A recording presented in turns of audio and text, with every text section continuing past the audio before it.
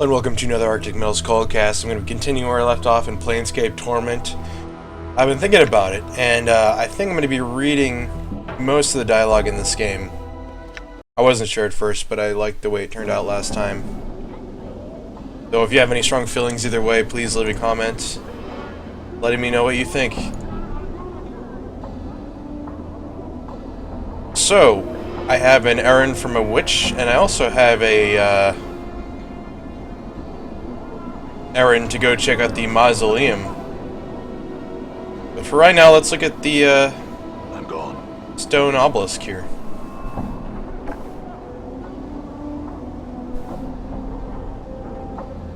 This obsidian monument has names chiseled on it. Quentin. The man before you looks to be middle of height and years. He is stout with a thick, bullish neck, and his shoulders are hunched as if a great weight was pressing upon them. He wears an impatient look as he stares at the black monolith in front of him. Greetings. The man throws you a glance. There's room, Cutter. No need to ask my leave to stand here. Actually, I wanted to know what this monolith was. The tombstone for the plains, he scoffs.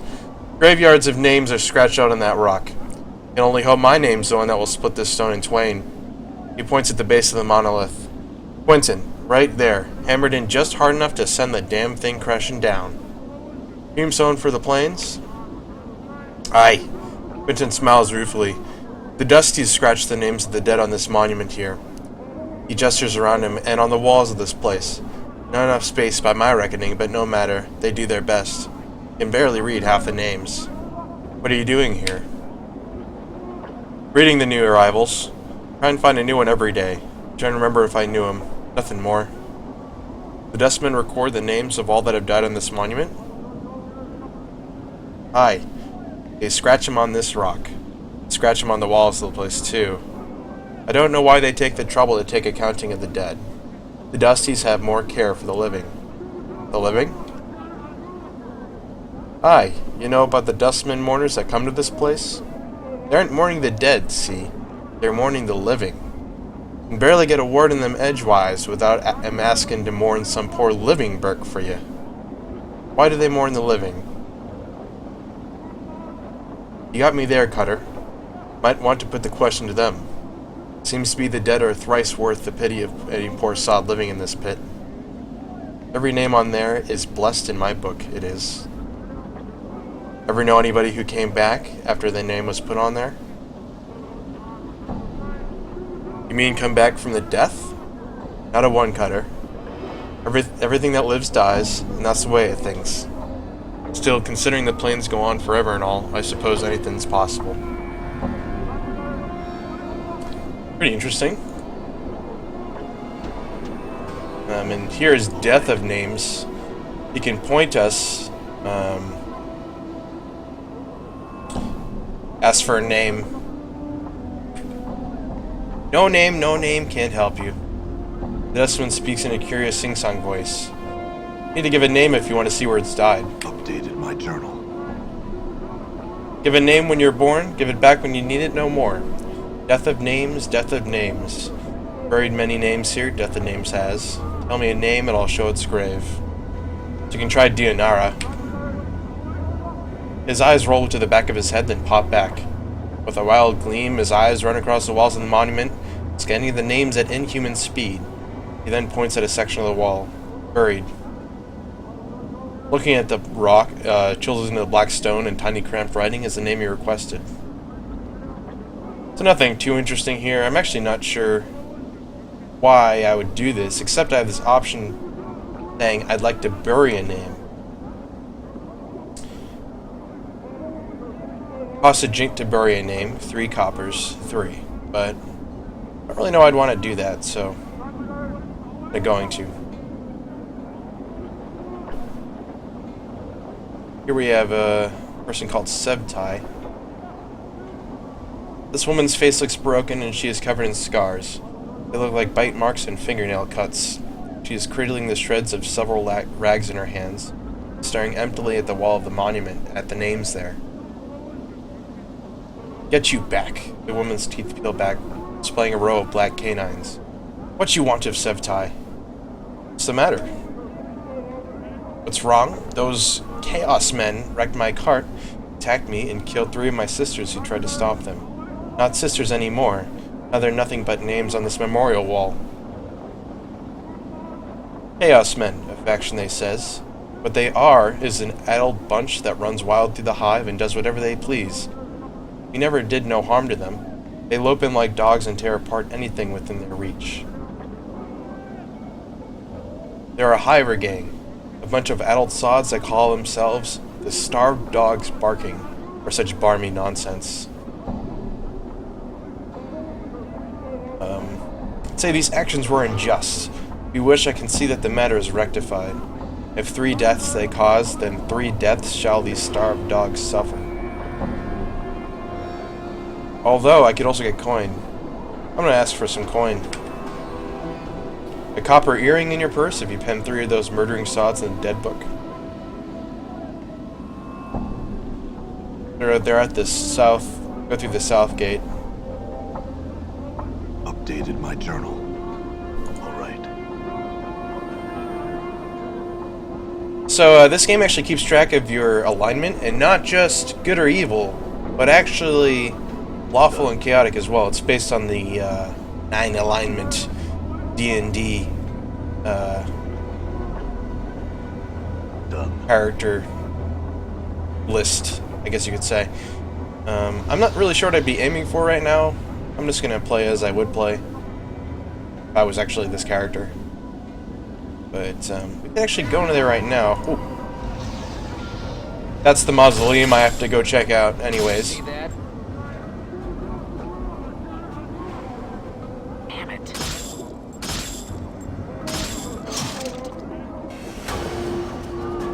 Damn it.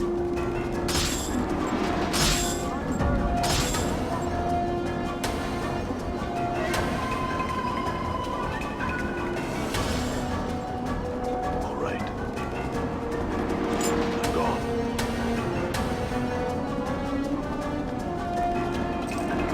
I'm gone. All right.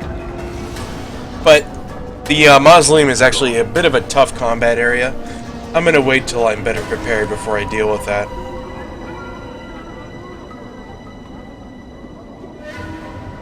Alright, so we've seen pretty much everything in this section of the hive. I'm gonna head south from here Done.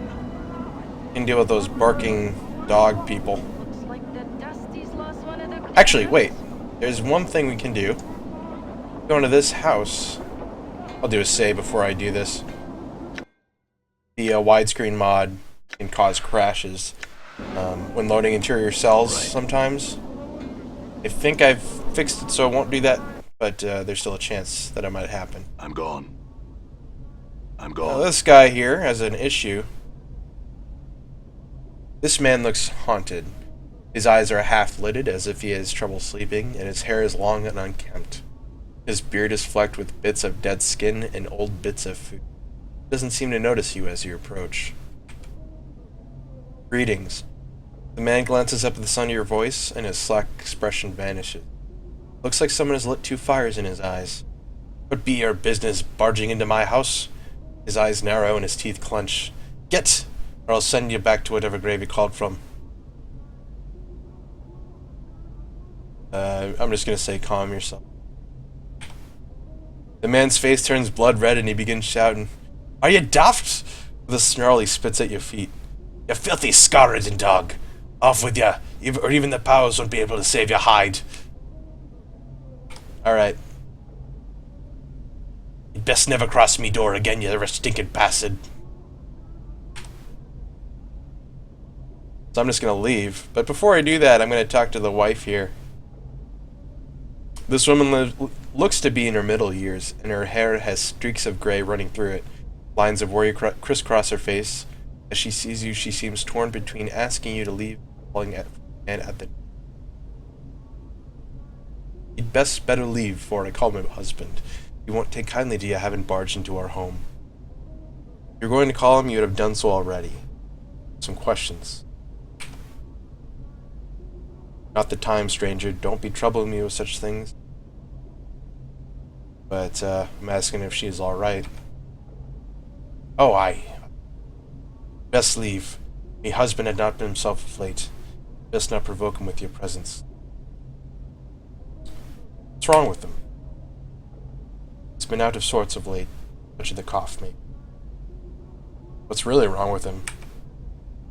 I think he's done something he wants. Her worried expression melts into despair. I think he signed one of the dead contracts. I cannot imagine what possessed him to do such a foolish thing.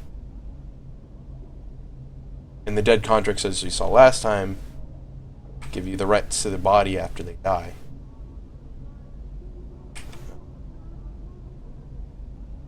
He signed it because he just wanted some money. So, I'm asking if it can be undone. He looks at you surprised and sighs. I've tried. I've spoken to the dustman he did the signing with, but he's cold and chill like all the dusties. He even lectured me on my husband, as if I had no right to try and help him. He was cold, cruel, he was. The dusty calls himself Gravesend, not that I know his first name. He has a table at the dustman bar in the hive.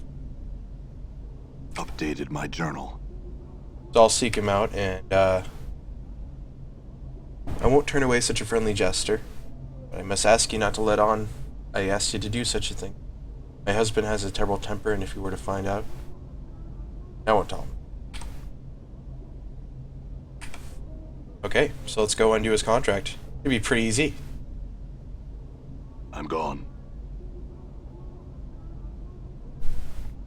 All right. All right.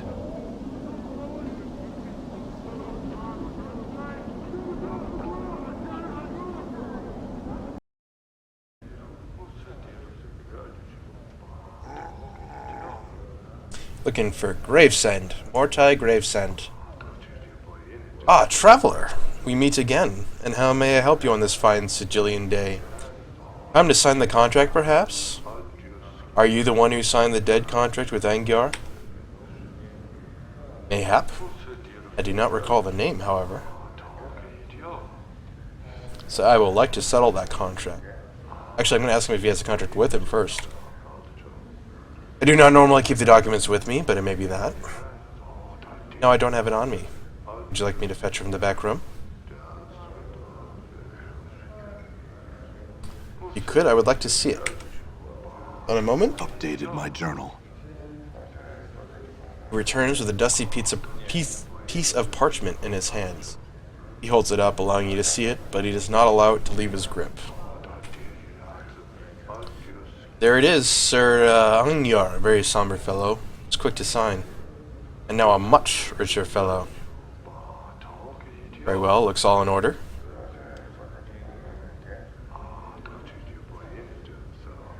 I guess I could pickpocket it off him if I was a thief, but I'm not, so I'm going to talk him out of it. I would like to settle that contract. I'm afraid that is impossible. The contract is signed, settled, and binding. So I could simply say the contract's tearing the man's life apart, but that probably won't get much sympathy from this guy, considering he hopes that people die, so... But, number 2 looks pretty good. The contract is tearing the man's life apart. It's causing him distress. It is possible that he may not even be able to approach the true death, with such emotions churning in his mind. Just oof. Mortai chooses it over for a moment. Looks like you negotiated him into a corner. I cannot. It's a matter of law, my friend. Besides, the burden lies upon the signer to overcome his own feelings in order to reach the true death. So what you're saying is you'll deny him the true death for the sake of a piece of parchment? Look, it is not how you're making it out to be. You obviously hold the philosophy of the dustman contempt to damn a man's soul over a piece of paper. Do other members of your faction know of your contact in this regard? If not, they soon will. Mortai glares at you for a moment, opens his mouth, closes it, then opens it. By the 9 hells. He reaches into his robes and throws the contract to you. Here. He sniffs disdainfully. All for a man's peace of mind. Now be gone.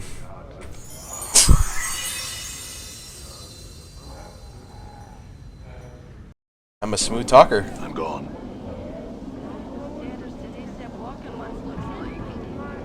It's It's kind of cool because if I didn't increase my intelligence and wisdom at the start, I wouldn't have had those options at all. Like if I just, buffed up my strength and my endurance like I was a fighter.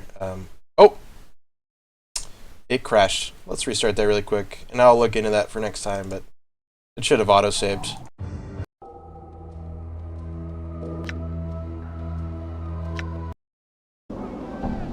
Right. So I can bring her right back to the wife instead of going directly to him, otherwise he will get upset with me. I was able to get the contract from Mortai. Here it is. Oh, by the powers, you must be a diva in disguise to do such a thing for someone you barely know. And I could just give it to her, or I could ask for something, but I'm just going to give it to her. Updated my journal.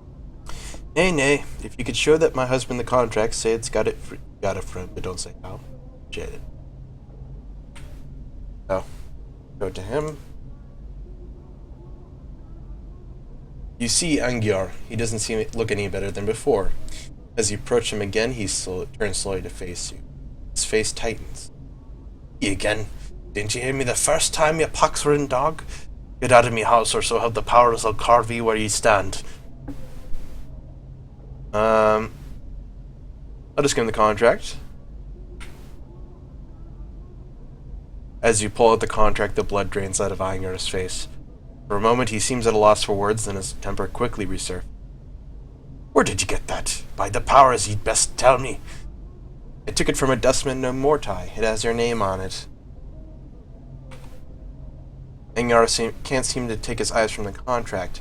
Why'd you bring it to me? Ransom it? I could ask him to pay, but I'm feeling generous. I'm just going to tear it up. Updated my journal. You tear up the parchment, and Angiar's eyes follow the bits of paper as they float to the ground with a desperate look. He shudders slightly, then straightens, as if a great weight was lifted from him. He looks like he's about to thank you, then stops and stares at you suspiciously. Nothing's free, not in the hive, Cutter.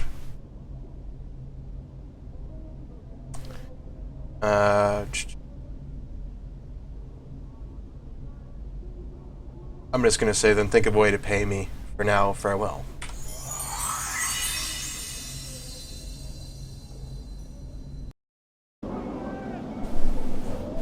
Easy little side quest, and I got some experience.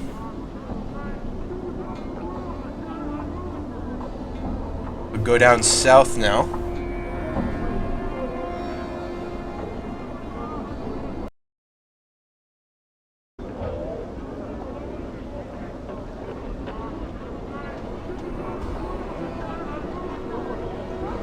I'm gone. So you can look at the map here as well. Oh! This panic-stricken young woman runs up to you breathless, tears streaming down her face. Please, sir, you've got to help me stop them. They'll kill each other, they will. What's going on?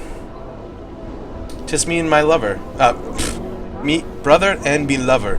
They're fighting. 'Tis just harsh words now, but I know they'll be bleeding each other out in the moment.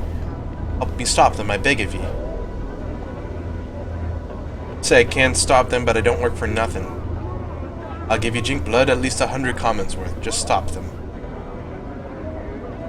So I'll go talk to them. I'm gone. But first I'll look at the map. We have the Smoldering Corpse Bar here. Path back to the mortuary. Painted door to Tenement of Thugs. We'll be visiting that later. Bell's Tattoo Parlor, rather. Guatra's warehouse, and southwestern portion of the hive. So not a lot in this area, but a lot of thugs. Save.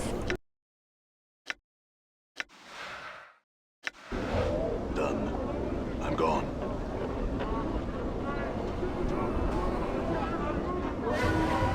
Of course, thugs come out to kill me. All right.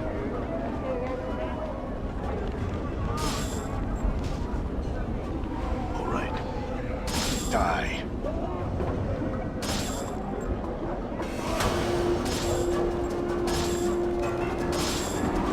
Done.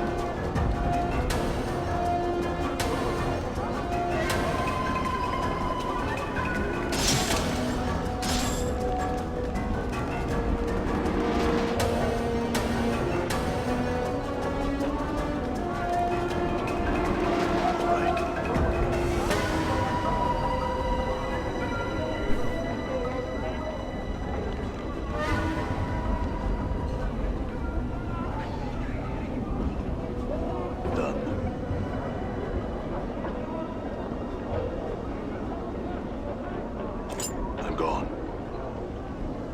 Done.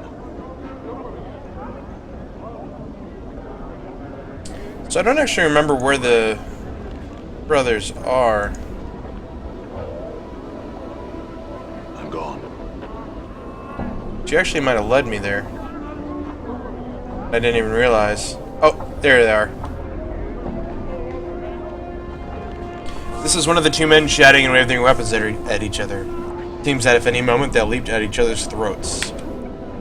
The man, face reddened from the exertion of hurling curses at his foe, whirls to face you. What do you want? And to see I'm busy, yes, sod. I'm wondering why you two are fighting. None of your business, Bert. Pike off. Any way I could help to resolve the dispute? No, you can't. This son of a whore treats me just like dirt, so he does, and he's gonna pay for it. It's no concern of yours, so stay out of it. Your sister wanted me to stop the two of you from fighting. He suddenly becomes silent. Police called for you, eh? I don't know who you are, Burke, but I don't see how you plans on stopping us. Can't you take care of what other problem is without scaring the wits out of her? Can't you mind your own business? Go stuff your head in the dung heap, Burke. Stop fighting or I'll beat you both bloody. What, are you barmy cutter? Look at yourself. You may be good and scarred, but that don't worries me. Stop rattling your bone box and pike off. Alright. He won't bend to will, so maybe this guy will. Oh shit. No, ah, fuck.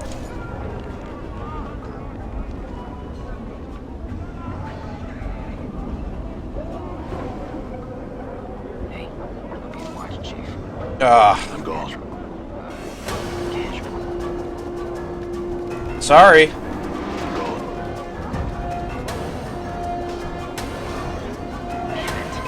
I don't have the charisma. I'm hurt, right? Oh shit, I'm about to die. I'm gonna kite with him.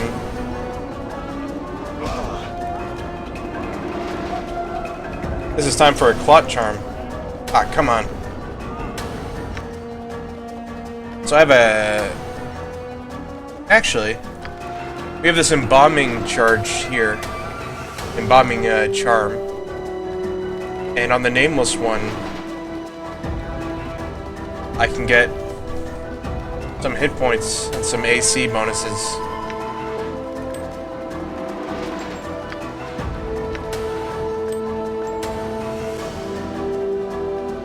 But I also want to use the clot charm. There we go. I'm gone. I'm gone. All right.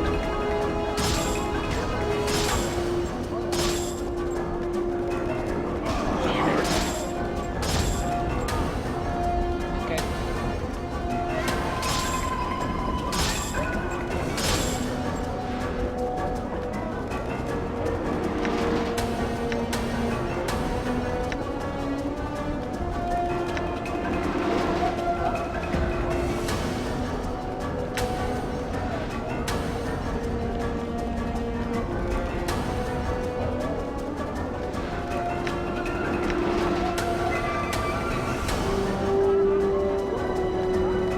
Where's that guy going? Sure, why not?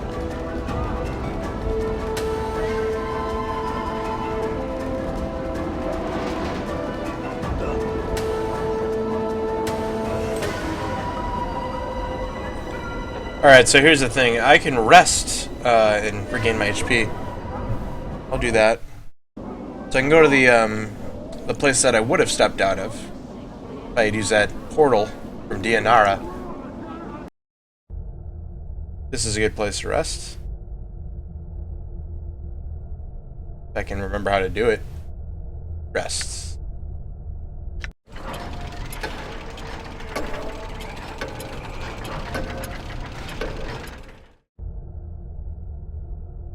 So this actually also has a day-night cycle.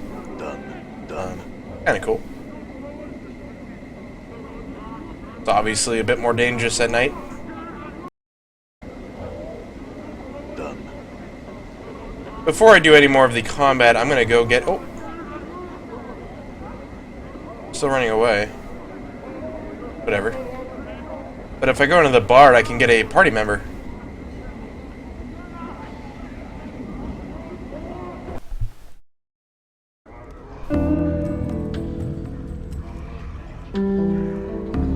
Drusilla. This is a woman with fading bruises on her face and arms, fading bruises on her face and arms, a look of despairing longing in her sunken eyes. She might have been pretty once, but those days were long ago. She turns slowly to face you. Life pours into her features, and the spark of sardonic light that dances in her eyes, that makes you wonder if your eyes were deceiving you. Welcome to the smoldering corpse, scarred man. Who are you? I am Drusilla, and you must be clueless. Don't ask me how I know that, it just shines off you.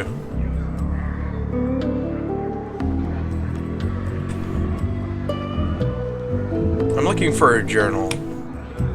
Journal? Oh sure, I've kept an eye out for all stray journals, just in case some scarred man walks into my favorite bar and starts asking about it.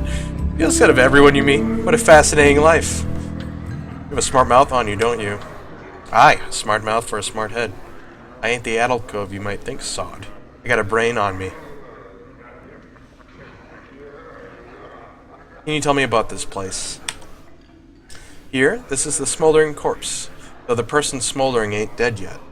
Just keeping himself alive till someone comes along to help him out.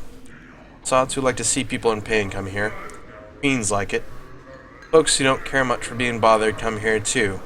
The name alone keeps out most of the perks. Who is he, anyway? Updated my journal. The despair you saw on her face before flits across it again like a black winged shadow before she masters herself. That's Ignis, one of the greatest wizards ever to come out of the slummy excuse for a cesspool. They caught him and they opened a channel to the plane of fire through him.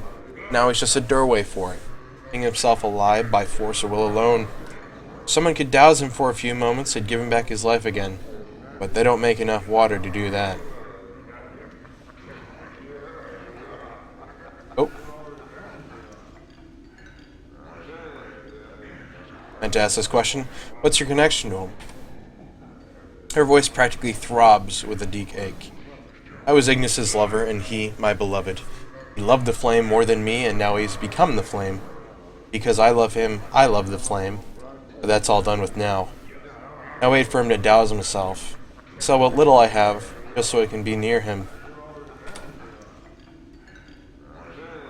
I'm looking for Farrod. Have you seen or heard of him? Farrod, the Collector King?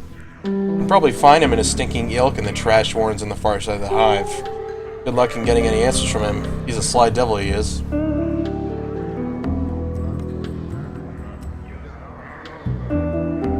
Alright. So we can go look at this guy, but you can't interact with him. He's too much pain. This crackling, billowing creature twists solely above an iron grill upon the floor of the bar. It may have once been a human, but now its skin is charred beyond recognition. Streams of fire form a wreath around the creature's body, and the flames lick at the few remaining pockets of flesh, causing them to bubble and run like wax down the creature's skeletal frame. The thing makes no response. It writhes slowly within the flame. It lives, but it does not seem aware of anything other than the fire that surrounds it. Its skin is flame, its heart is flame, and you know, within some shadowed corner of your memory, that this thing is dangerous. The heat surrounding this creature is incredible. To your surprise, the iron grill the creature floats above has sagged and bent from the heat. At first you thought the heat comes up from the grill, but now you realize it emanates from the creature. As you watch, flecks of ash drift from the writhing corpse and float slowly to the ceiling. I'm gone. Done. We have our party member we can get here. On. Ekon. I'll save and I'll talk to him.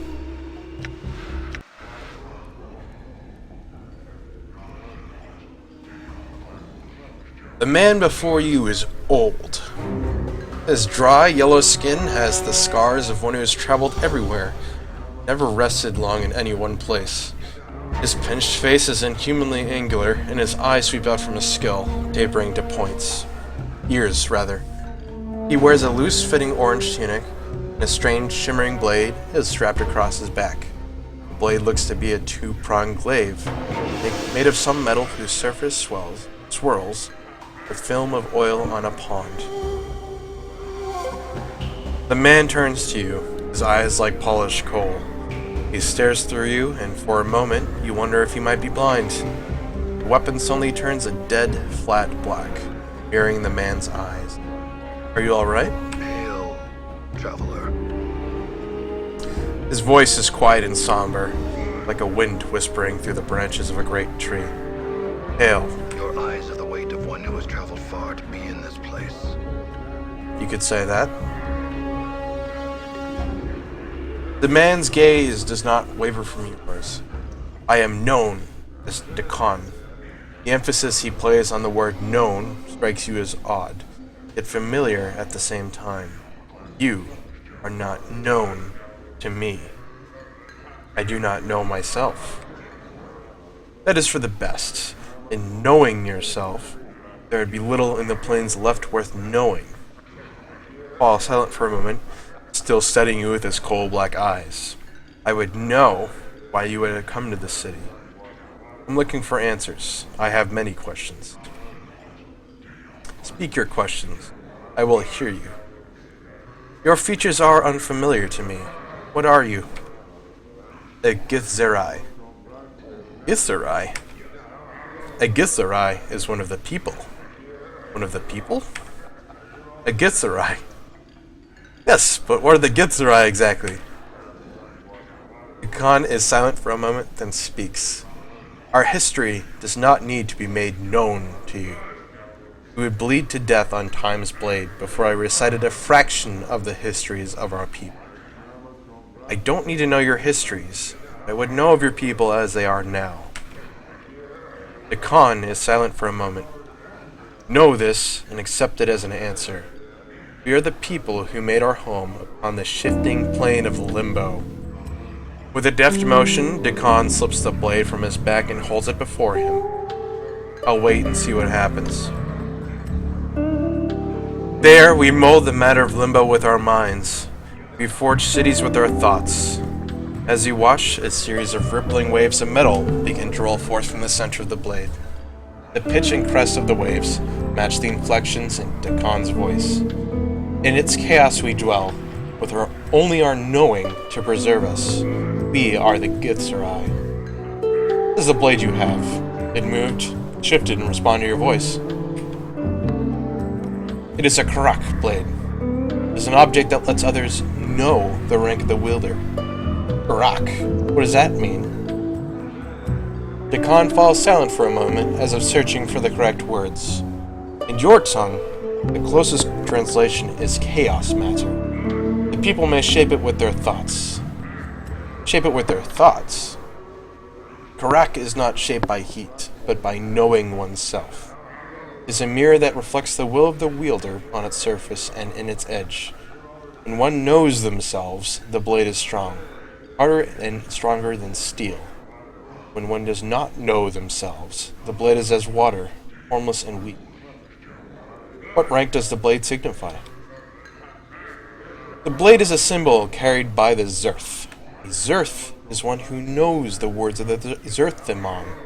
In knowing the words of the Zerthamon, they know themselves. Zerthamon? Zerthamon founded our race.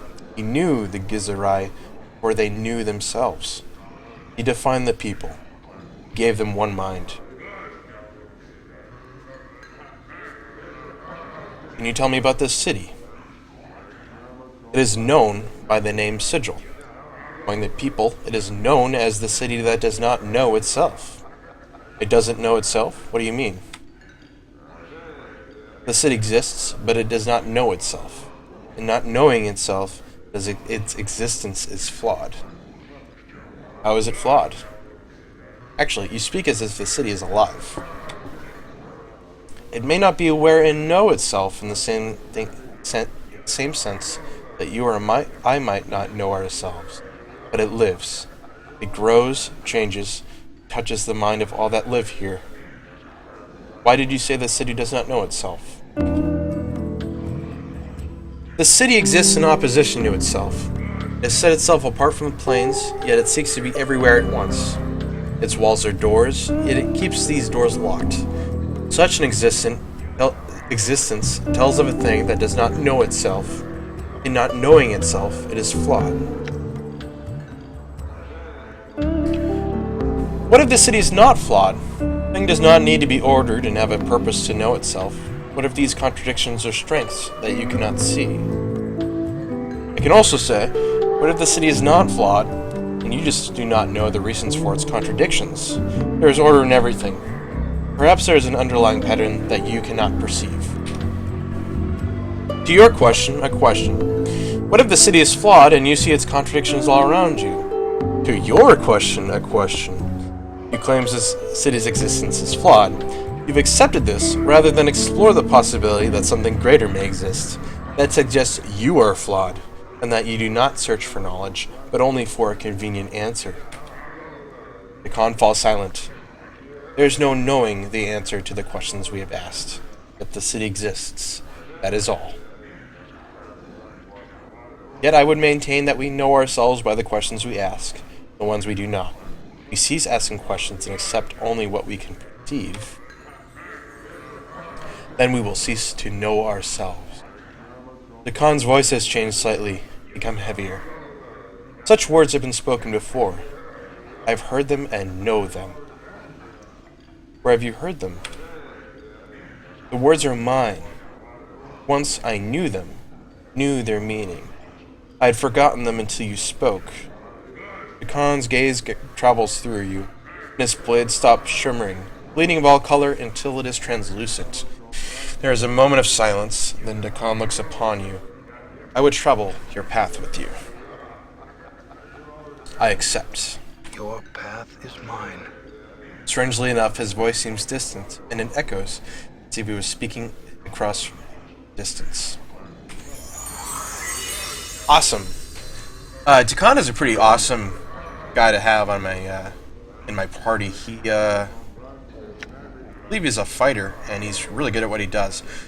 But if I become chaotic, I don't think he'll follow me anymore. He's a lawful good character, at least, or a lawful neutral. Exact. Done. So I'm going to aim at being lawful at this playthrough, regardless of what my other alignment ends up being. We also have a character here called O. You see a man standing stock still. He isn't moving a muscle. On closer examination, it appears that he isn't even breathing, just standing. His eye sockets are empty holes in his face. Contained within their bounds is a flat gray light that seems to dance with possibility. Looking into the sockets, the eerie, empty feeling of a limitless void shivers through you, as if you had gazed into a sliver of eternity. The head slowly swivels towards you, and you notice that no muscles appear to move from behind his skin, or under his skin as he turns. And he speaks in a pure, bell-like tone. Well met, wanderer. You have forgotten again, haven't you? Do you know me, stranger? As he opens his mouth, you get that feeling of eternity again. Inside his mouth you see no tongue, no teeth. It's almost as if this man was a shell surrounding an illimitable expanse. I have spoken with you before, and always you forget. Your endless quest to discover yourself ends in your amnesia. You draw closer to the truth and recoil. Let us hope you have the strength to endure your existence. What do you know of me? How do you know this? I know that you, like a fly, rise up from the wreckage of your old shell, buzz around for a time, and curl up and die at the window of truth. You bumble about the pain, seeking the light without any plan to your actions, and fall exhausted when you fail. You light on others to feed from them for a time, and move on with no regard to them. I have watched you come here and listen to your words, and watched you move away no wiser. Will you learn from your mistakes, Seeker? Who are you? I am O. For some reason, when he speaks his name, it sounds like he's speaking of much more than a single letter, as if the speaking of his name contained untold possibilities and nuances. No human tongue could ever create such a sound. What are you? It is my name. It is the name of a portion of eternity. I am a letter in the divine alphabet. Understanding me leads to understanding existence. I am writ in the true names of half of everything. My being encompasses truth. I am mathematic, organic, metaphysic. So what does that mean? The divine alphabet is written in the name of everything that exists, from the seat of the hearts of the elemental planes to the core of the great beyond. My brothers/sisters. A single word translates into the two in your mind. And I reach across all that is, was, or ever shall be. We are thought and reality and concept and the unimaginable. Tell me about the great beyond. You would not understand. No mortal possibly could. It is beyond the powers of comprehension of all but the most powerful of powers. Once they understand, they move beyond the veil of mortal comprehension. I can explain it no more than that. Perhaps sometime you will understand. So what are you doing here? Why, I am watching the ebb and flow of mortality. What do you see? You mortals are like wasps. You build your lives/nests from the slimmest of branches. When the wind shakes your home/life free, you seek to sting the wind to death.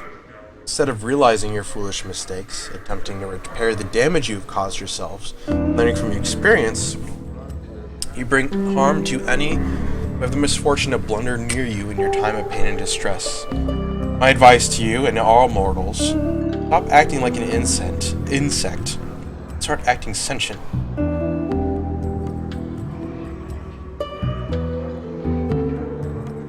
Tell me about yourself.